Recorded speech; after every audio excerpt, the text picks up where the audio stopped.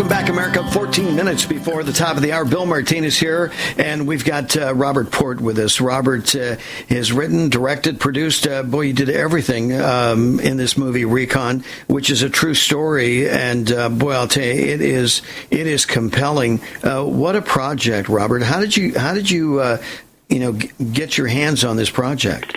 Well, it's a great story. I'll try and make it brief. First of all, good to be on the show. Thanks for having me. About 10 years ago, back before we had iPads and whatnot, I sound like an old man now. I used to read something called the New York Times paper, which was delivered, and the book review would come out Sunday. And like everyone in Hollywood, you would scour the book review to see what books were coming out, because obviously a lot of great movies are based on books. And there was a little blurb book called Peace by a wonderful, wonderful author named Richard Bausch. It's won all kinds of awards. An amazing individual. And the 4 or 5 lines just describe the book, World War II, Tale of Morality, 4 Soldiers, 1 Day. And I went, oh, this is my kind of story, because I grew up going, my favorite movies were always those classic World War II films. Exactly. Yeah, the line on it is 4 American soldiers set out on the grueling ascent of an Italian mountainside in the closing days of World War II. I mean, amazing what these soldiers have gone through. I mean, your closing days, and when, most Americans, I guess by the grace of God, 99% plus, have never been and will never be in a combat zone. Correct. And endure what the world's greatest generation had to endure. And, the story is a powerful story, but you sense with each step that they make up that ascent of that Italian mountainside, I mean, you're in their boots. Yeah, I mean, I grew up, my grandfather, like many folks of my generation, had fought in World War II. His story was amazing, but you can't even say it was unique, to your point, to what these incredible individuals had done. He was run out of Vienna when Hitler and the Nazis came in. When he was 16, he escaped and ended up coming back, fighting under Patton, and won a Bronze Star, and actually liberated concentration camp, saved about 500 women's lives. And like many folks of that generation, he would never tell you about the killing or any of the stuff that as a little kid, we'd always bug him. Hey, what'd you do? What kind of gun did you carry? We'd never talk about that. But what he would talk about was the morality, and sort of try to instill that code in us. And that's what I tried to bring to this film. Again, Richard's father, Richard Bausch, the author's father, I'm not going to ruin it for you. The event really happened to him. Richard had served in the Air Force, and his dad was an infantryman in World War II in Italy in the closing days.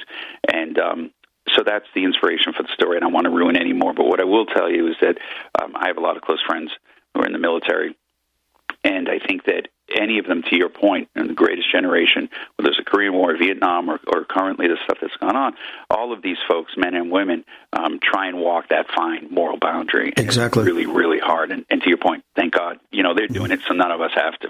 Well, Robert, I got to tell you, my dad served with Patton at the Battle of the Bulge. He's a medic.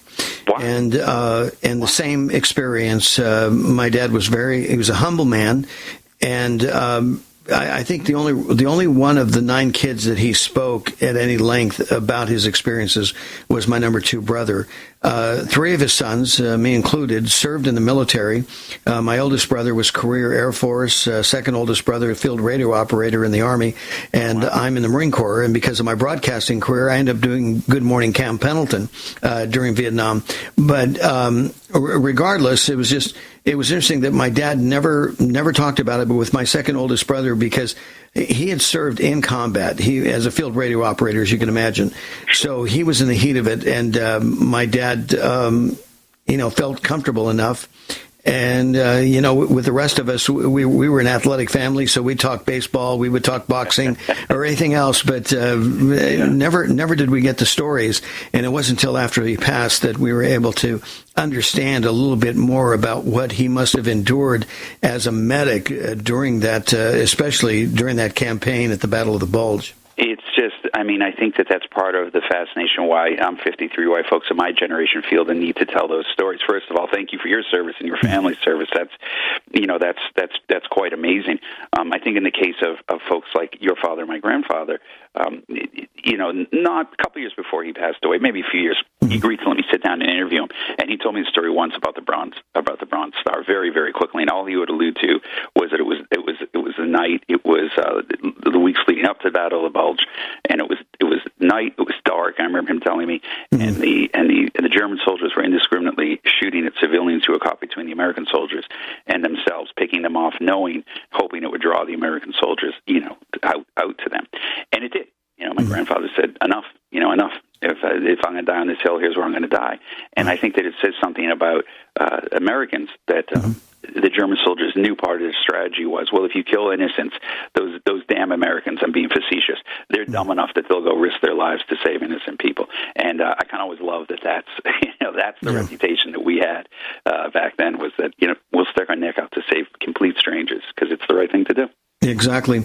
Well, Recon, as you said, is from the book. And why did you choose Recon as a title? Well, I could give you the fancy artsy answer. I could let you on a little sneak peek behind the curtains of Hollywood. Now take us back behind the curtain. Yeah, the curtain is that we need these titles to be provocative. Yes.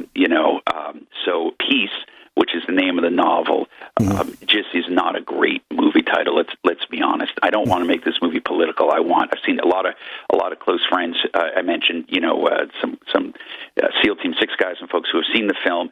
I sort of vetted it with them first, and they thought it was a phenomenally accurate portrayal of war. But I just don't want anyone going in with any hint of, this is political. I want folks to go in and just judge for themselves. So Recon tells you what the movie's about, right? Reconnaissance, of course. I don't need to tell you what that means. And I like this sort of a double meaning to it, because we're all kind of, we're always out on recon. We're all trying to figure this world out. So that's why we changed the title. Well, and the thing is about it, Robert, is it's what we have in common as Americans, as you stated earlier. And the way we're wired, it is extraordinary.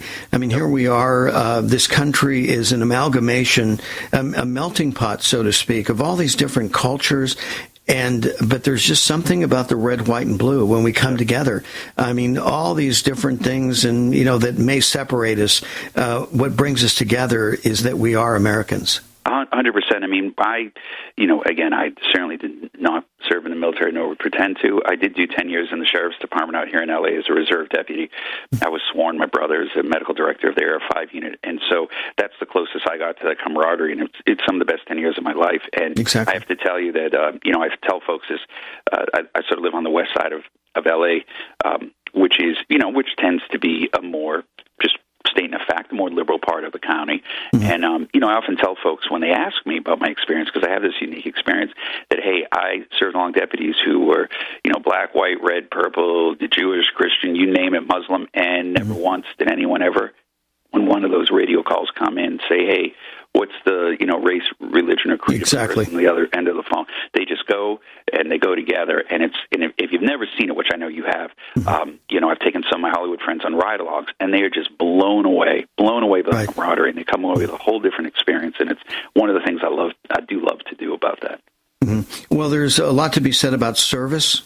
And the ideal of service, the morality of service, the unity of the brotherhood, and you can say brotherhood and sisterhood, because there's male and female officers out there, of course. And they are consistent in watching out for one another and in being in that experience, whether it's war, and even though like you say, it's you're on the streets of L.A. and some areas of L.A., areas of our country that some would perceive today as no-go zones, right. And it's unfortunate, the sentiment that the way it's being perpetrated about the men, the women in blue who are there to protect and serve.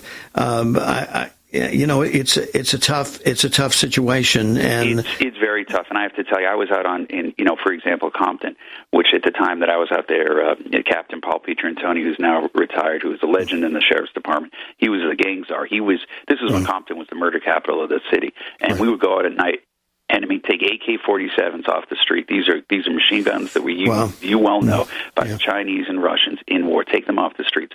And I have to tell you, 99% of the people in that city, when you would speak to them, these were good, hardworking, God-fearing people who just wanted a good neighborhood. And I do think that both sides of it, to your point, Bill, I think is underreported, because these cities are filled with really good people who are hardworking like you and me, and then you have these brave men and women who are out there keeping the streets safe. And I think that unfortunately, a lot of the truth just doesn't come out.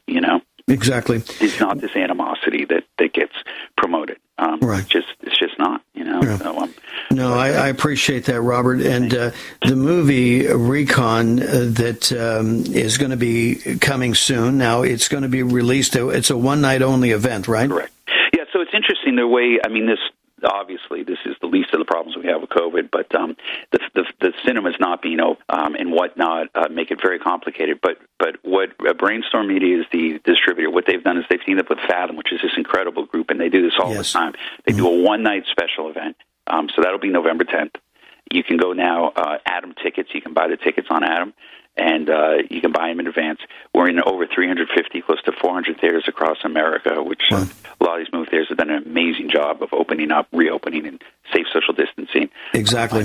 I know for me, I'll be down in Orange. It's a great theater there. I'm going to go see it with Richard. He lives down there. And you can order your tickets. And then the next day, it'll be on what we call VOD, video on demand, the iTunes and Vudu's and Amazon Prime and all those platforms. Well, Robert, as we wrap things up, we've got about 40 seconds left. I'm going to let you summarize the close here and what people can look forward to see in Recon, this movie that's coming out on November the 10th, the Fathom event. Yeah, no, listen, I hope that you go and you see a classic World War II movie. I tried to make it as an homage to the folks like my grandfather who fought and to the incredible World War II movies I grew up, Well, I'm sure your grandfather would be proud of you, Robert. He is the writer, director, producer of Recon. Robert Port right here. Robert, thank you. All the best to you. Stay well. You take care.